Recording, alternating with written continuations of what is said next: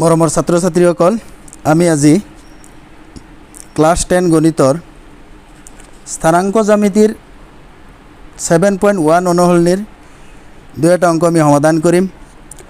এতিয়া আজি চোৱা 3 নম্বৰ অংকটো চাব।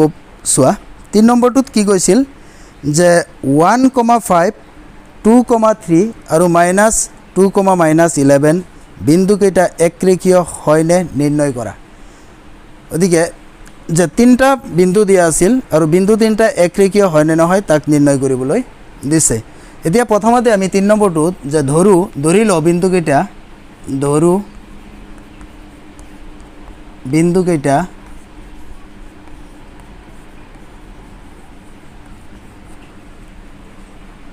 ক্ৰমে এটাৰ নাম দিলো এ।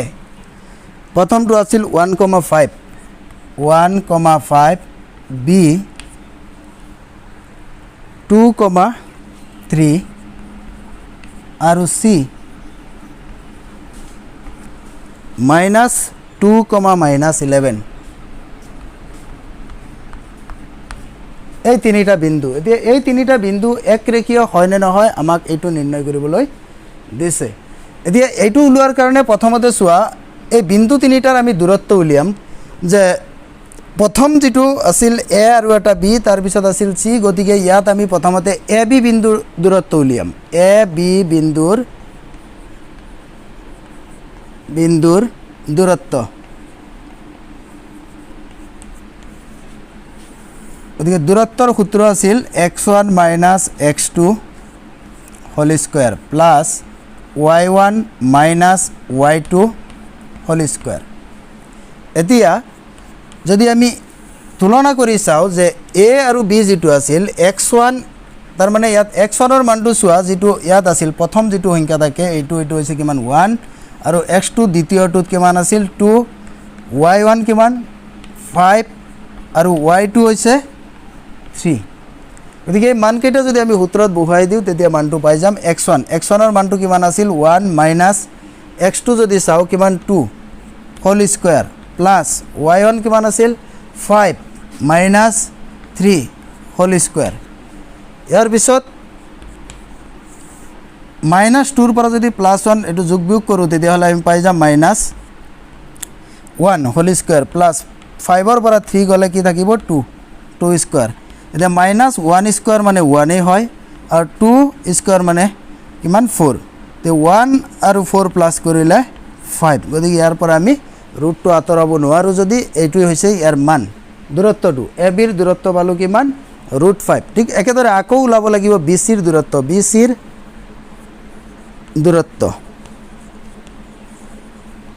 এতিয়া BCৰ দূৰত্বৰ কাৰণে সূত্ৰ আগৰ একেটা সূত্ৰই যে x1 - x2 whole square plus y1 - y2 whole square. এতিয়া এইবাৰ যদি আকৌ আমি x1 আৰু x2 y1 y2ৰ মান কেইটা তুলনা কৰোঁ যে কোনটো লৈছো এবাৰ b আৰু c। তে b আৰু c যদি লওঁ তেতিয়াহ'লে আমি a টো চাব নালাগে। তেতিয়াহ'লে চোৱা x1 মানে কিমান এবাৰ 2 আৰু x2 কিমান হ'ব -2, y1 হৈছে 3 আৰু এটা আছিল y2 হৈছে -11। এতিয়া এই মান কেইটা আনি আমি সূত্ৰত বহুৱাই দিওঁ।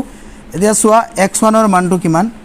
x1 ৰ মান পাইছিলোঁ কিমান 2 মাইনাছ x2 মানে কিমান পাইছিলোঁ -2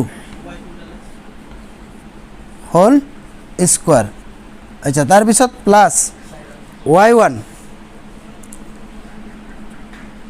আচ্ছা y1 চোৱা y1 কিমান আছিল যে y1 আছিল 3 মাইনাছ তাৰ পিছত কিমান আছিল y2 কিমান -11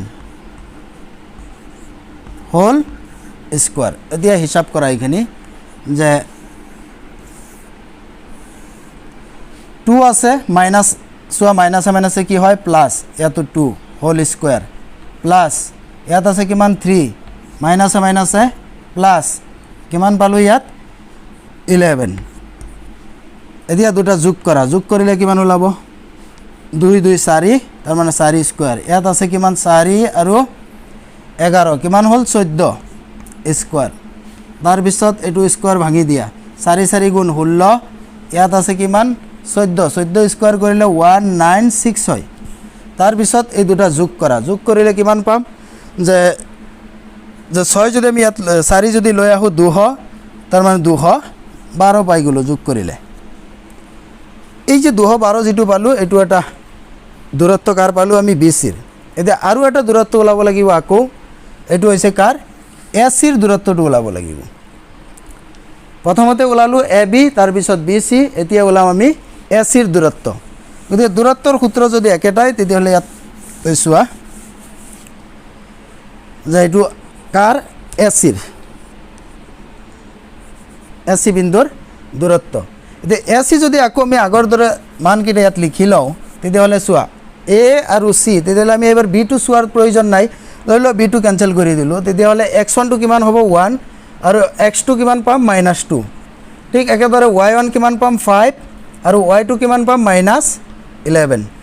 এতিয়া চোৱা মান যদি আমি বহুৱাই দিওঁ, বহুৱাই দিলে x1 কিমান আছিল 1 মাইনাছ x2 কিমান আছে -2 হোল স্কোয়াৰ প্লাছ তাৰপিছত চোৱা y1 কিমান আছিল 5 মাইনাছ তাৰপিছত -11 হোল স্কোয়াৰ।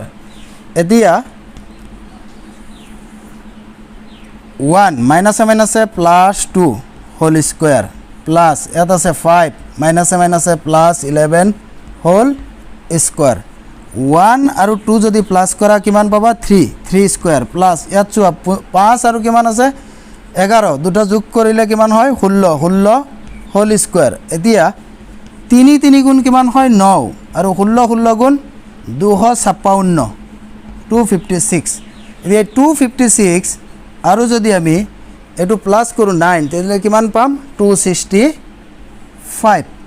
গতিকে এতিয়া যদি আমি তিনিটা মান চাওঁ যে আগত যেটো আমি পালোঁ ABৰ মানটো চোৱা, ABৰ মানটো পাইছিলোঁ কিমান √5 আৰু BCৰ মানটো পাইছিলোঁ যে কি পাইছিলোঁ √/, যে 212 পাইছিলোঁ আৰু ACৰ মান চোৱা কিমান পাইছিলোঁ যে 265। এতিয়া যদি আমি চাওঁ তিনিটা মান চোৱা, তিনিওটা বেলেগ বেলেগ মান পালোঁ আমি। যদি তিনিওটা বেলেগ বেলেগ মান পাইছোঁ তাৰ মানে যদি আমাৰ যেটো ওলাবলৈ কি দিছিল যে বিন্দু তিনিটা একৰেখীয় হয় নে নহয়, যদি একৰেখীয় হ'ব লগা হয় তেতিয়াহ'লে যিকোনো দুটা বিন্দুৰ যোগফল দুটা বাহু তাৰ মানে দুটা বাহুৰ যোগফল কি তৃতীয় এটা বাহুৰ সমান হ'ব লাগিব। গতিকে ইয়াত আমি কোনো দুটাই যোগ কৰি তৃতীয় বাহুটোৰ সমান নাপাওঁ, গতিকে ইয়াত কি লিখিম এতেকে AB plus BC not equal to কি হয় AC হৈ যাব। তাৰ মানে দুটাৰ যোগফল এটাৰ সমান নহয়।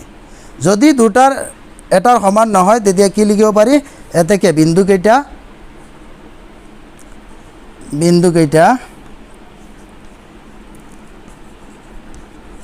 একৰেখীয়